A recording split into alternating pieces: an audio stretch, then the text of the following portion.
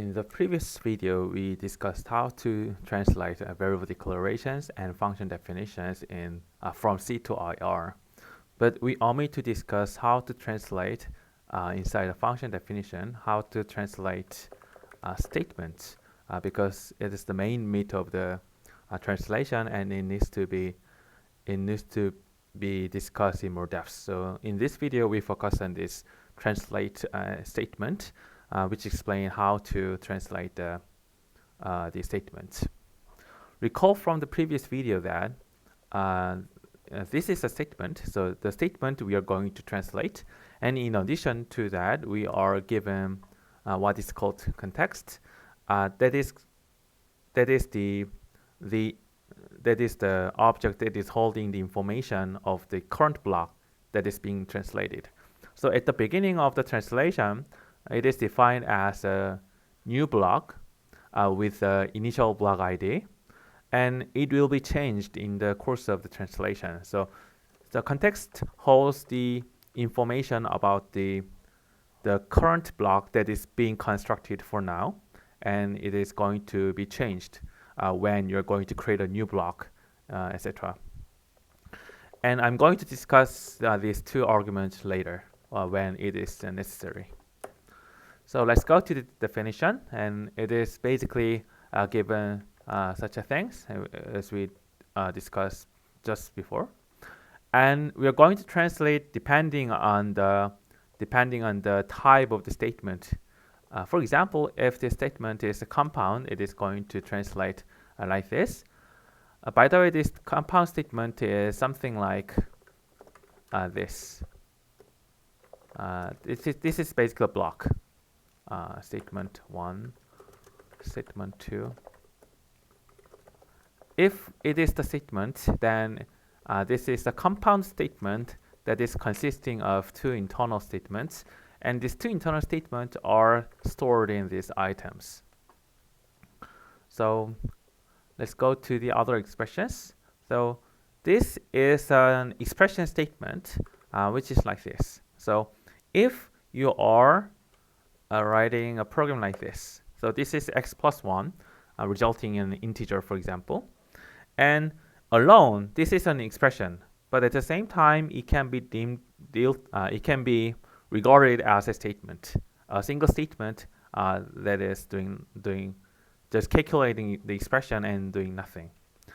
So if it is the case, it has only one inner data, that is the expression that is being calculated inside the statement. There is also another kind of statement, for example, ifthenelse. So this is very familiar to you, right? So this is an ifthenelse statement, but also this is another kind of if statement. So if it is case, we're going to translate blah blah blah like this. And these two cases are whether the statement has an else branch or not is decided by this. This is an optional type. This is an optional statement, and if it is there is some else statement for this, and then it will be this if then else statement. Otherwise, if this is none, then it should be the if statement without else branch. Furthermore, we have a return. So this x plus 1, for example, will become the inner expression of this return statement. So we are going to translate this. We have 4. If we have 4 int, then we have four components inside this for statement: the declaration, and the condition, and the increment, and the inner body of the for loop. So this for information is stored in this for statement data. So we are going to look into this for statement and translate accordingly. Similarly, we have a while statement. So it has two data, the condition expression and the inner statement. They are also stored in this while statement. And we also have other kinds of loop structures. For example, do while.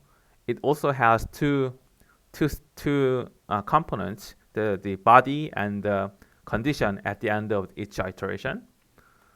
And we have switch cases. So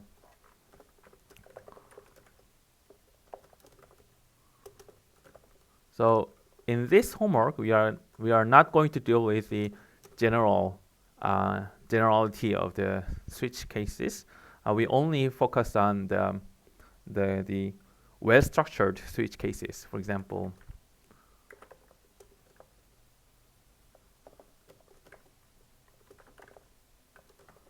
we are only dealing with statements like switch statements like this.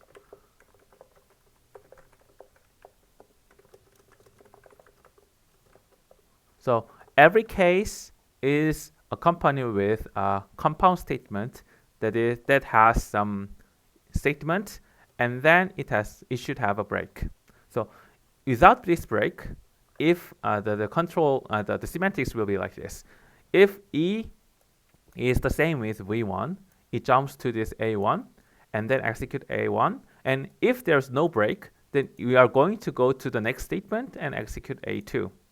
So this is very confusing. So we are not going to allow this in our educational compiler. We only deal with such switch statements in which, for each case statement, it is ended with the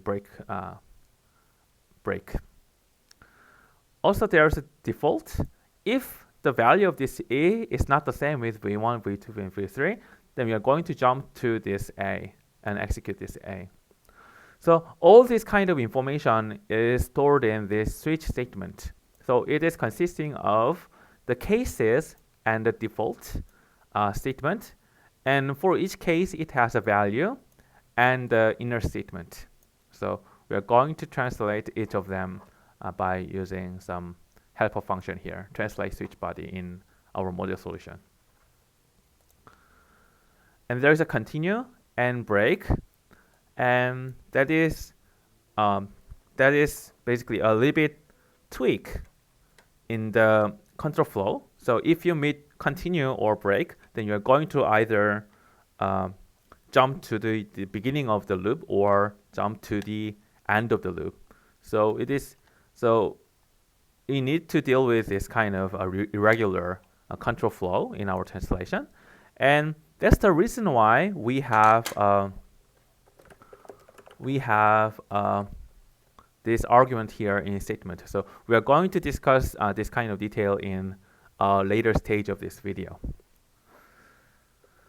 So we looked into what are the statements we need to deal with in C. So there are various kinds of statements, including ifthenelse and the loops and this continue and breaks and and such things. So except for those in the switch cases, we don't allow labels. So that's the reason why we are not dealing with, we are just bailing out the translation of these labeled statements here.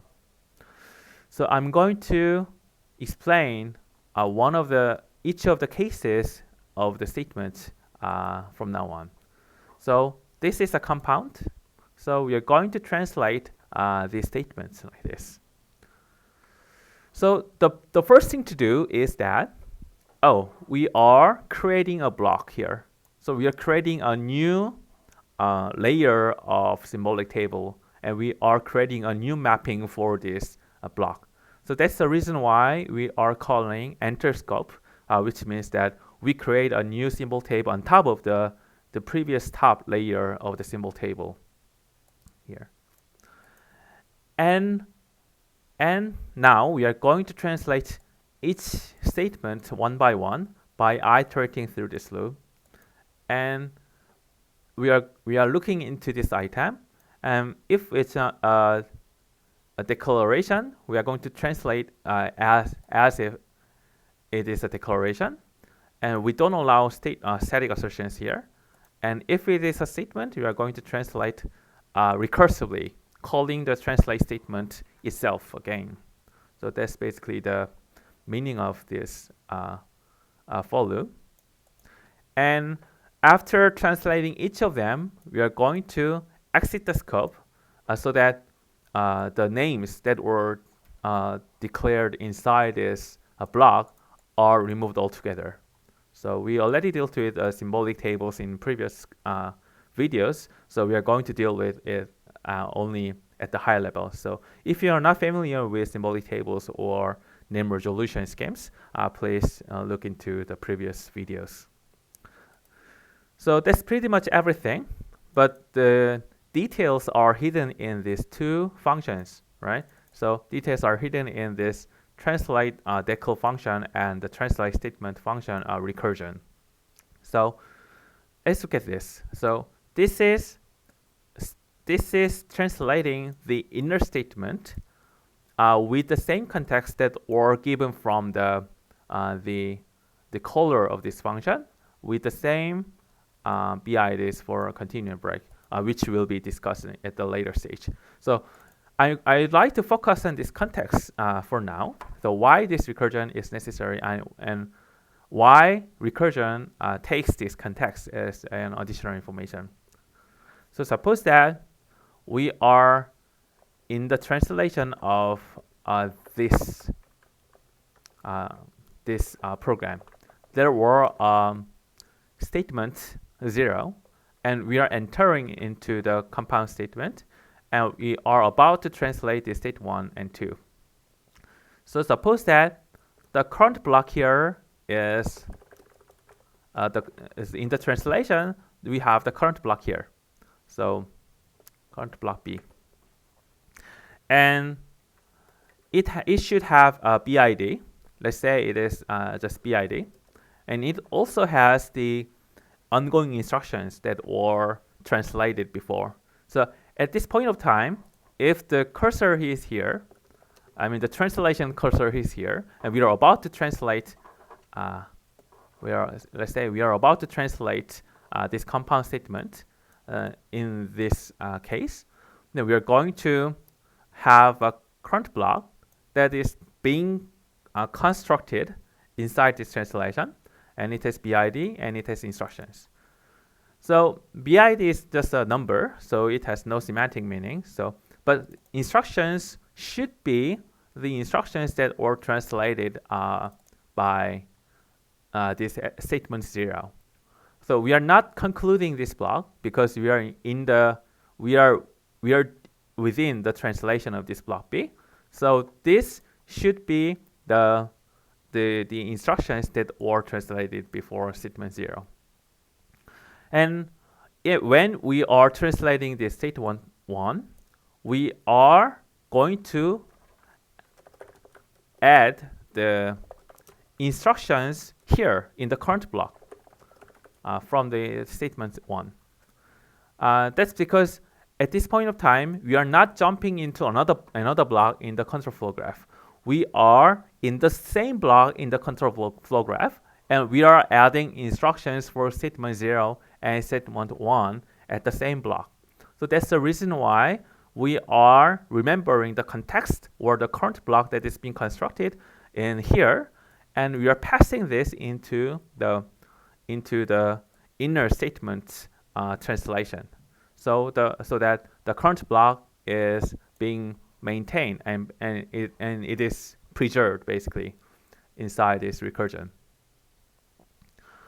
Okay, that is basically the reason why we are passing this context to the inner invocation of this recursive invocation of this function, and this will be changed by adding new instructions by the statement 1.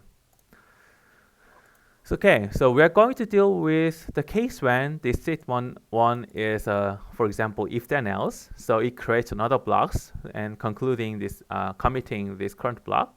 But that will be discussed in the later stage of the video when you are going to deal with ifthenelse and loops basically. Okay, so this was explained, and let's move on to this translate decl and what's going on in this.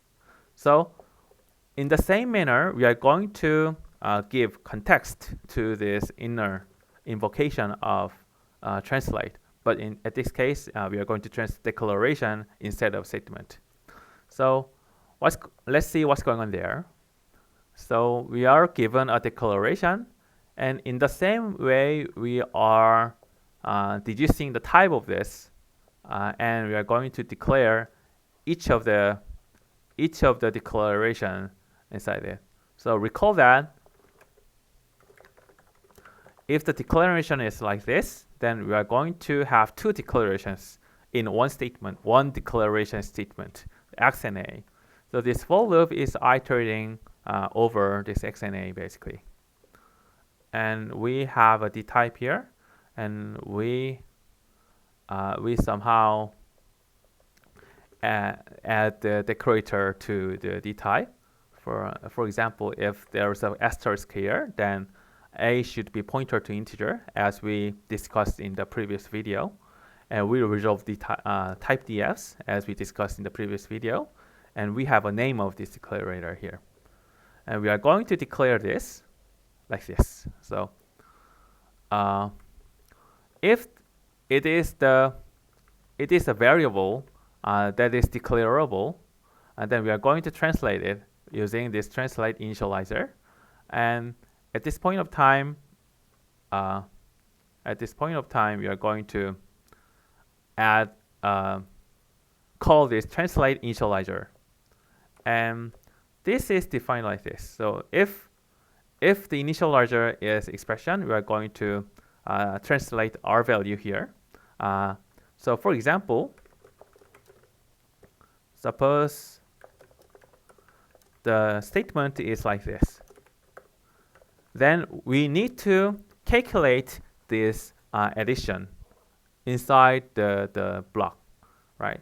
So that is the job of this translate expression R value. So we are going to translate an expression, and we are going to get the value inside here. So the value here is going to be returned as an operand, which is either a register or constant, which will be the same with the value evaluated by this expression.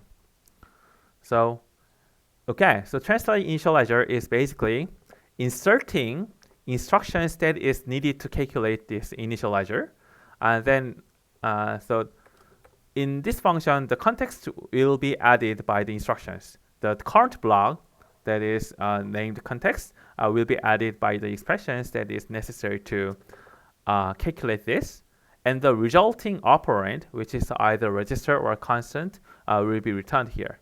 So overall, this function is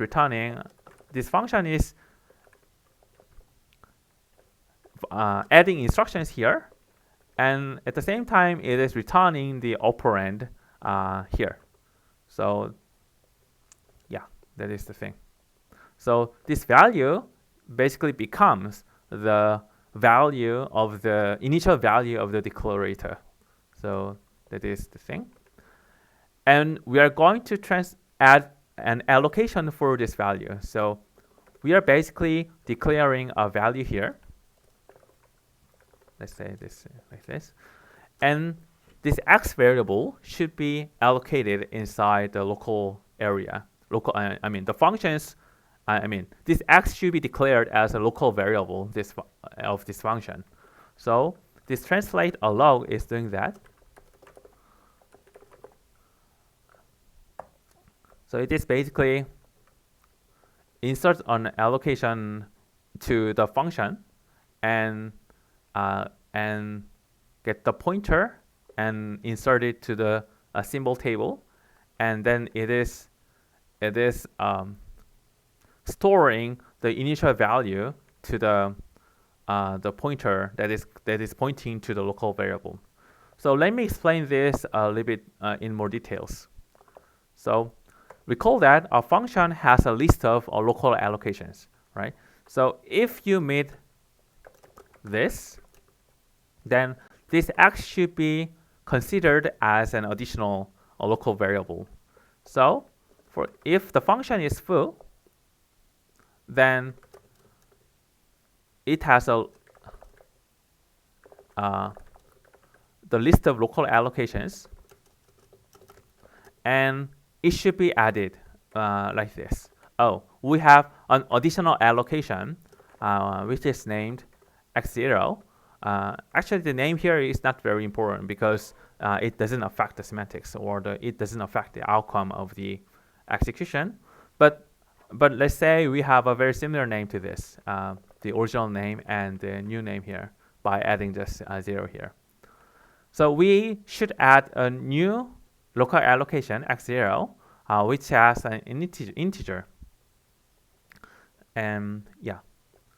And at the later stage of the translation in the block, we can reference this x0 by %x0, and its type is a pointer to integer basically. And when x is appeared, then we are going to use like this. We are going to use like load %x0. That is the value of x, or we are going to store to x0 for it too. Or let's say there's another register y. We are going to, so x0, %x0 is a register that is referencing to the locally allocated memory location, and its type is a pointer to integer. And it can be used in this way. It can be loaded, or it can be stored. So thinking this is in our mind, let's see what's going on in this translate alloc function. It is first inserting an allocation to the function. So it is basically inserting this. This line is inserting a function, a variable local allocation to this function with the type that is given from the function and with the variable name here. Okay, then the next thing to do is that we need to update the symbol table by inserting x into this %0. Right? So at the later stage of the translation, if we have an x here, it should be translated into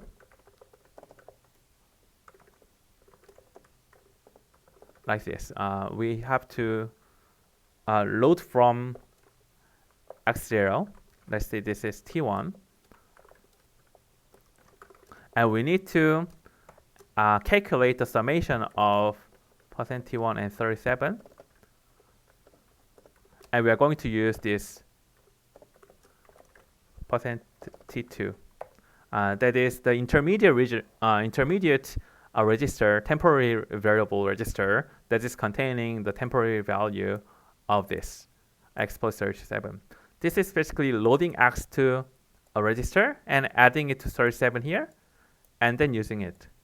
So that's how we use the local variable x here. But in order to do so, we need to know that in the symbol table, x should reference to this %x0.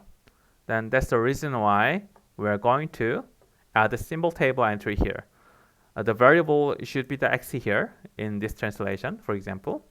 And this pointer is referencing to this newly created register for the new local allocation here. So we are constructing that pointer here. So ID is the new allocations ID. For example, say it is the seventh element in the local allocation array. Then this ID should be 7. Then this register ID local 7 is becoming the 7th register. The register pointing to the 7th local allocation of this function. And this is constructed as a register operand, and this will be added to the symbol table entry. So overall, that means that from now on, and as far as the symbol table is live, the variable x should point to this %x0. So that's the meaning of all of this. And after that, if there is a initializer of this declaration, as we discussed, we're going to have a value here, and we are going to add. We are going to store this value to the pointer here that was constructed here as the pointer to the local allocation that was created just before. And then we are going to return the pointer that is containing to the that is pointing to the local allocation. So basically, that is the meaning of this translate allow, and then we are going to, then translate decl is just wrapping the translate alloc here. It is iterating over all declarations inside the same line and get the type, and then actually add the allocation and store the initial value to the just allocated local variable. So that's the meaning of this translate decl.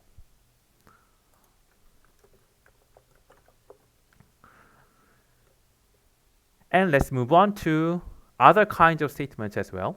So far we discussed how to translate the state compound. So if it is entering a scope and exiting the scope here, and inside the new scope with a new layer of symbol table, we are iterating through the items, and we are going to translate each declaration and statement depending on the type of this internal object here. So far we discussed how to translate this declarations. It is basically interpreting the types and initializer and assigning a new allocation and storing the initial value to the local variable. Okay, that is basically the meaning of all these things here.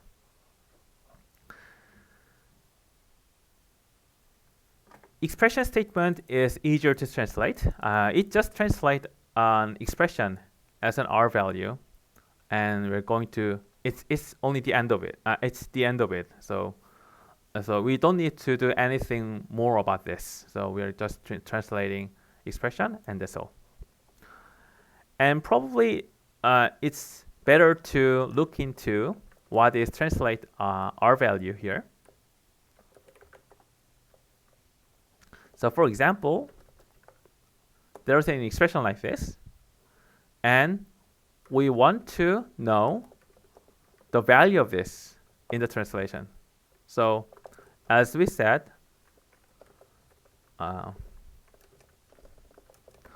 this can be translated into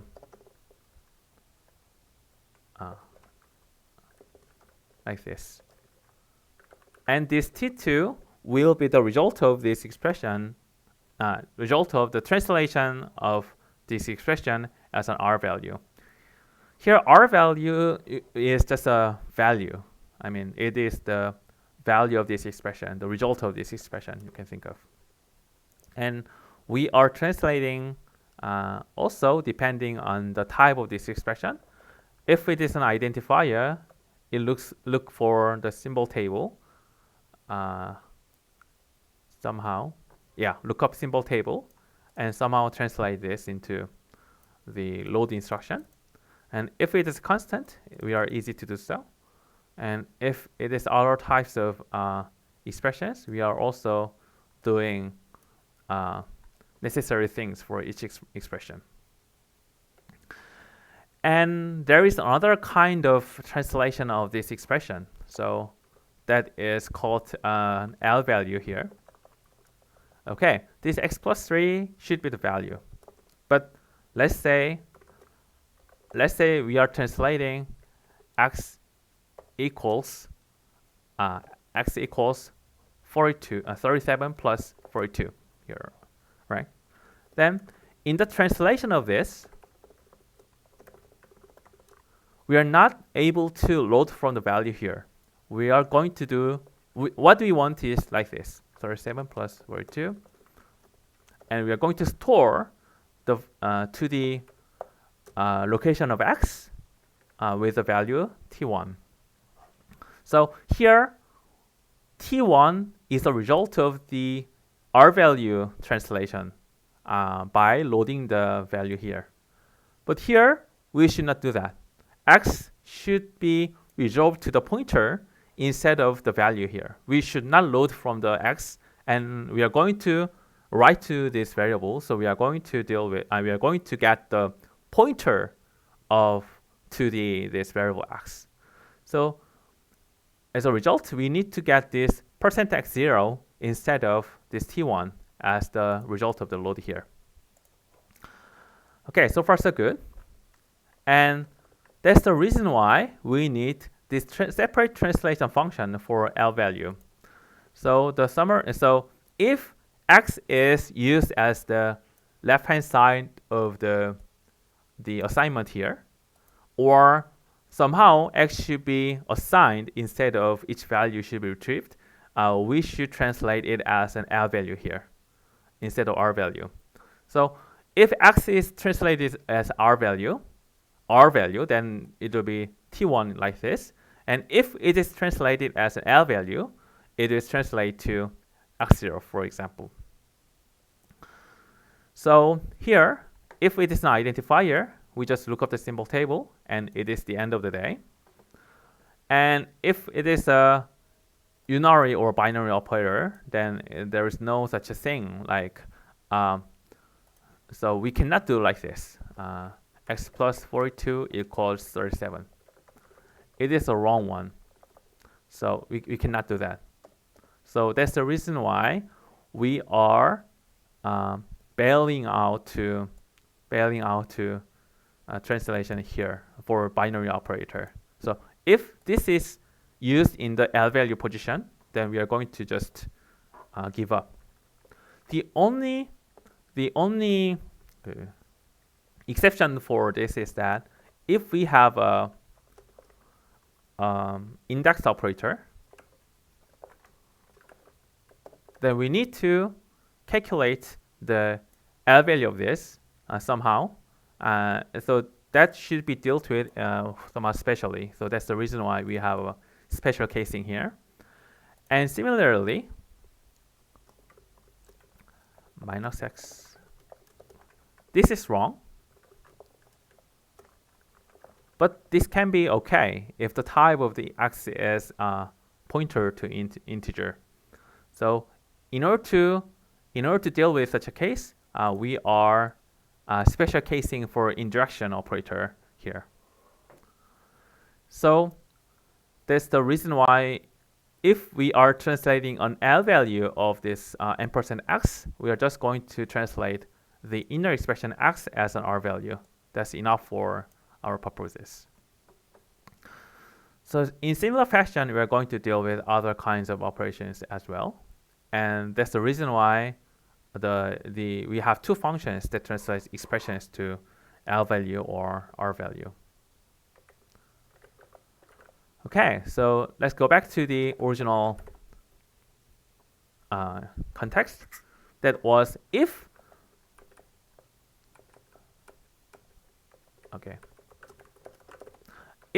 the statement is like this, it's an expression, we are going to calculate the value of this.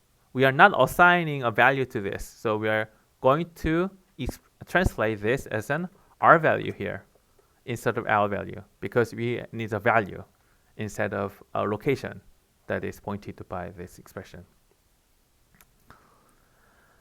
Okay, so far so good. And as a final topic of this today's video, we are going to discuss how to translate ifthenelse statement. So we already saw this in the lecture video, which was conducted in the slides, in which we are going to create new blocks for then branch, else branch, and the end branch. I mean, it is not branch. Then branch and else branch and the continuation. So these three block IDs are for that. We are going to create 3 new blocks. And in addition, we are going to change the context that was just given so far.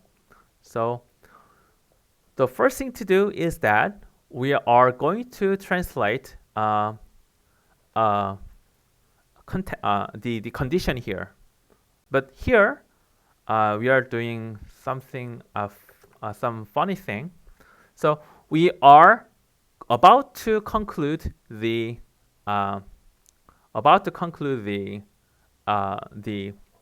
current block. Let's say the current block has the ongoing instruction here. Then we are going to translate the C here. I mean, it is. Let's say it is. We are going to translate C here, and depending on the value of the results of C, let's say this is T. We are going to conditionally jump to either BID then or BID else. So if this T is true, then we are going to jump to the then branch. Otherwise, we are going to jump to the else branch. So this is going to be this is going to be the context. I mean, the translation for the current block. So actually, this is basically assigning a new context to the context here, and getting the original value out of this context here, and giving it to the translate condition function. So in this function, we are going to first, so this is the original context that was taken out of this. So we are going to take the original context out of this and give it to the translate condition here. We first translate the condition here. So this is basically translated like this. And we are going to cast this condition to a Boolean. And we are going to commit the current block by inserting a conditional jump here. So depending on the condition value here that was calculated by this, we are going to jump to either the then branch or an else branch. So this vector is something ready to the SSA, and this will be discussed at a later stage of this the course. So let's focus on this BID here. So depending on the condition value here, we are going to jump to then or else branch. So that's basically the end of the thing. And this insert block is committing the current block. So this block is now committed, and it will not be changed during the translation. It is carved in the stone, so you should not change it afterwards. So that's the meaning of this insert block here. Okay, so far so good. And after this, now the current block becomes BID end with an empty instructions, because I mean it is after this. The reason is that we are replacing the context with this new context that is having the BID end with the empty instructions here. And from now on, we are going to translate the then branch here. So for then branch, we are creating a new context here. So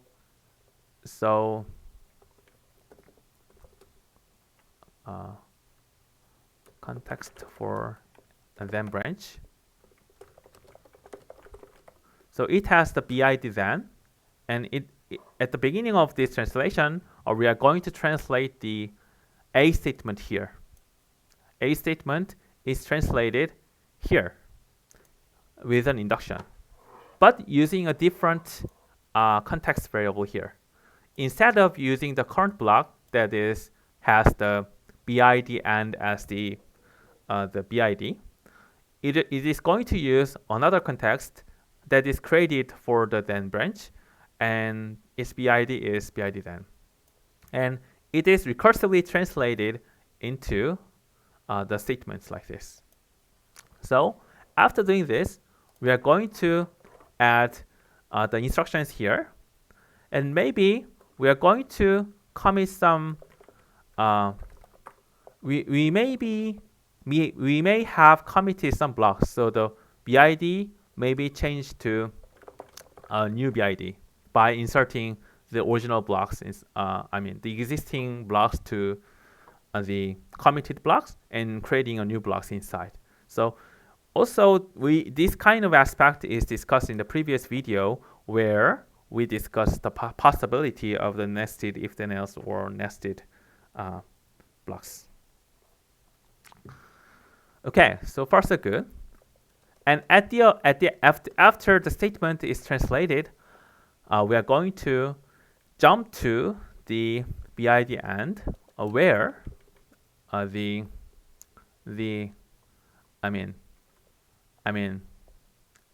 are going to jump to BID end because after this if statement is executed, we need to go to the continuation that is named BID end here. So that's the reason why we jump to BID end at the end of the then branch. Similar thing happens for else branch as well. So we create a context for else branch, and if there is an else statement, we are going to translate it. We just gonna jump to the end branch here, end block here. So you may notice that even though the statement is like even though if statement is like this, we are anyway creating a block for an else branch that is going to be a little bit verbose because it is actually not needed. We can directly jump to the BID end if the condition is false. But anyway, we are going to create the block for the else branch, and we jump to the block for the else branch, and then jump to the BID for the continuation BID end. So the reason is that we want to simplify the translation code here as much as possible, and we hope that at the later stage of optimizations, all this kind of verbosity will be eliminated by some optimizations that simplify the CFG. So basically, that is the thing that is happening in the translation of this if-then-else statement. We first translate the current block, the condition, and then branch, and then else branch, and that's okay. And now it is unmentioned here, but it is important to note that the context here is becoming a new context with a continuation block, BID end. So this will be returned here as to the caller of this statement. So okay, so suppose that the caller has the current block like this. Caller has the current block like this, and if it is translating if-then-else statement, then it is going to be committed now, and new blocks are committed, and from the caller's point of view, new current block will be BID end. And that's very much expected because after translating the if-then-else statement as a whole, we're going to go back to the continuation block here, which is named BID end, and we need to continue the translation of the remaining statements from this BID end block.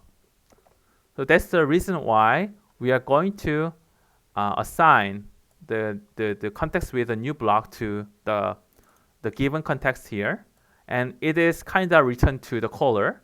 And from caller's point of view, it is going to continue to translate the remaining statement into this new current block, which is named BID end. So that is basically the how the recursion inside the translate statement is done. The context is given to the recursive invocation as the current block that is being constructed. And also, it is changed and it is returned to the caller. That should be the current block after translating the statement in question. So, for example, if this ifthenelse statement is translated, and the context at this point of time, the context should be the right one for the remaining statements. So that's basically how it's done, how the recursion is done for this translate statement. Okay, in the next videos, we are going to explain how to translate other statements as well. For example, return, or for loops, or while loops, and switch cases, etc. So basically, we discussed pretty much everything about the translation, how to translate the control flows, how to translate the expressions, what is Lvalue and what is Rvalue.